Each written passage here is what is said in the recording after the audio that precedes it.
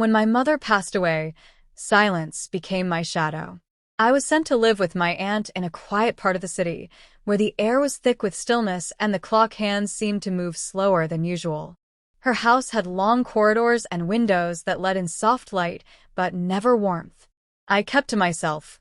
Books, tea, and daydreams became my closest companions.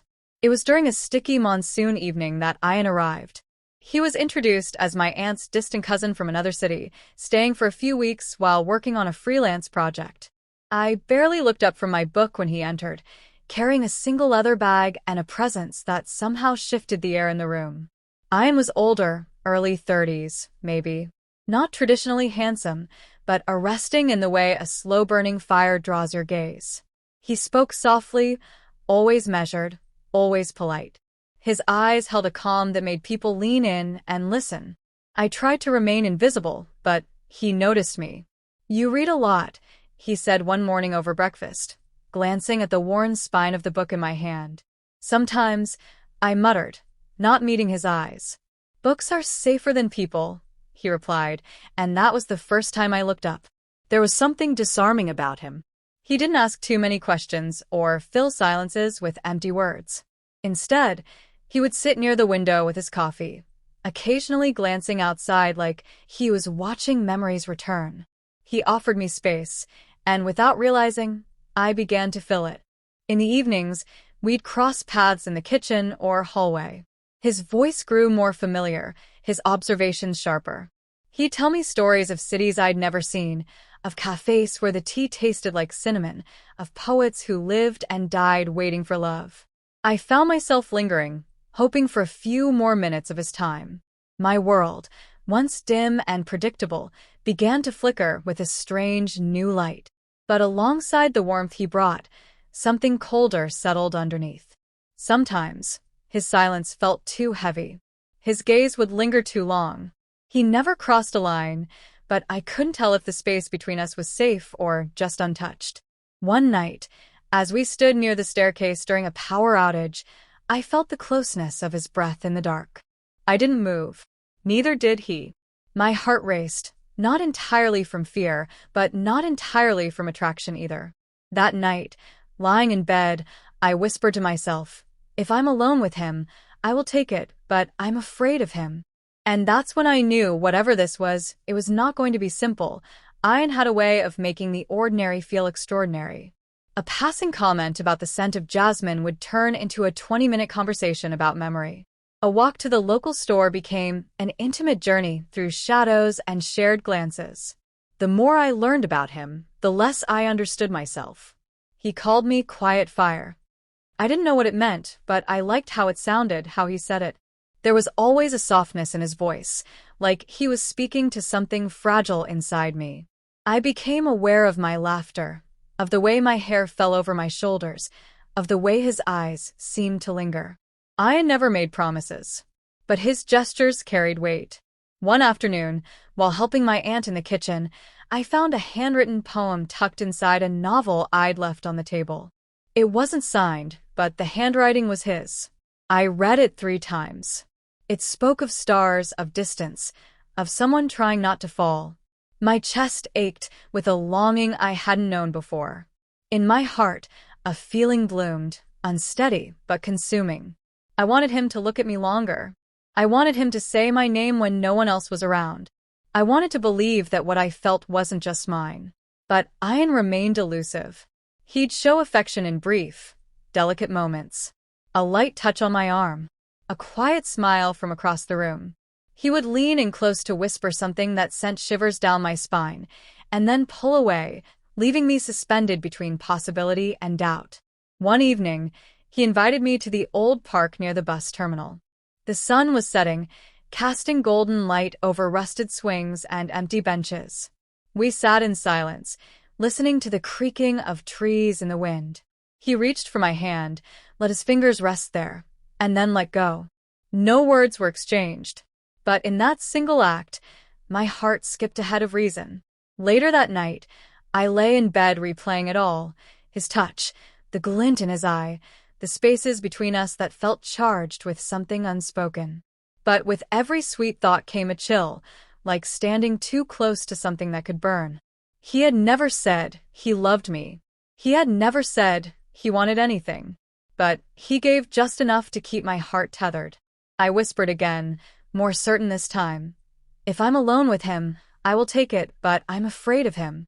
Because some people don't need to cross boundaries to make you lose yourself.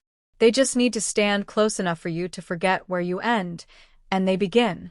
And I was already losing sight of the line. The change was subtle at first, like a painting slowly losing its color. Ayan became distant, though he was still physically near. His presence remained, but the warmth in his words faded, replaced by pauses that felt colder than silence. He no longer sought me out.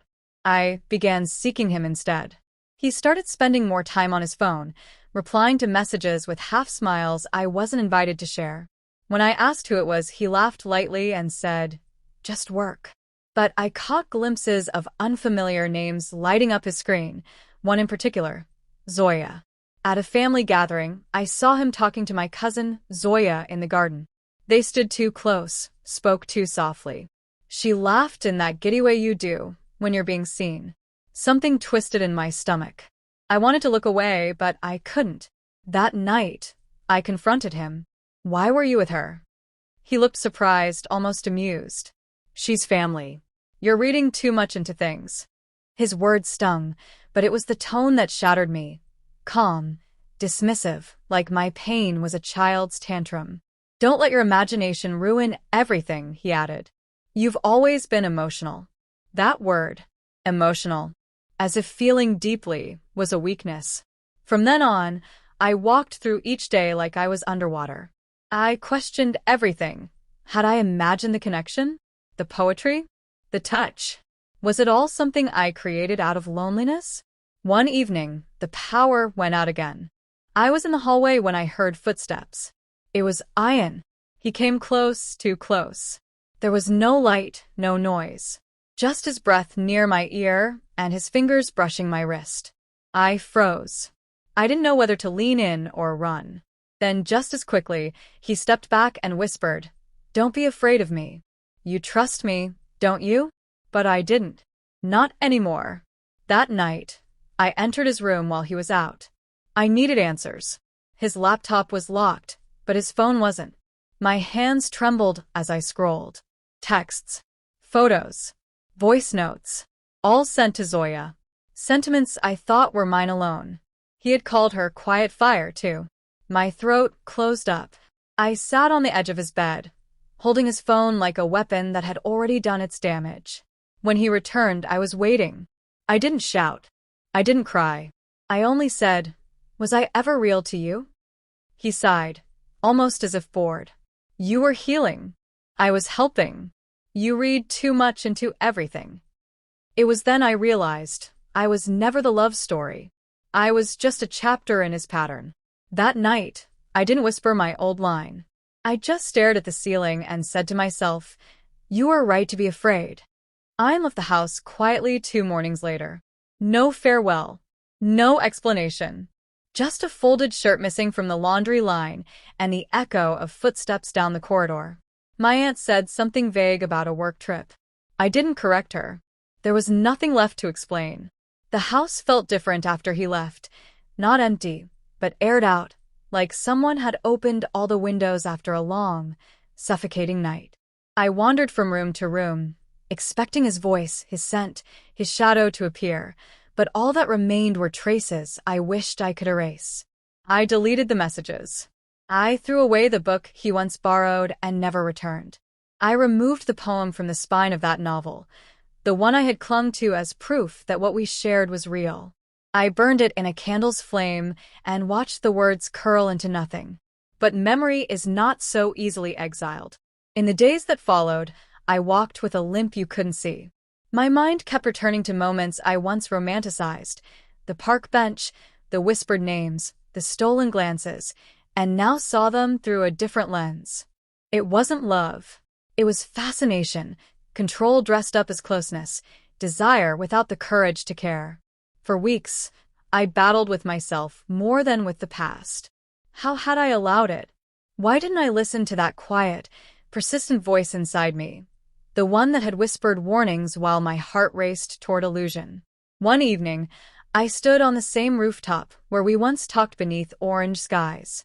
The city lights blinked below, indifferent to my private sorrow. I didn't cry. I didn't need to anymore. The ache had settled into something sharper. Understanding. I wasn't angry at him anymore. I was disappointed in the part of me that thought I needed his eyes to feel seen. Healing wasn't poetic. It was slow, messy, filled with long silences and late-night journaling.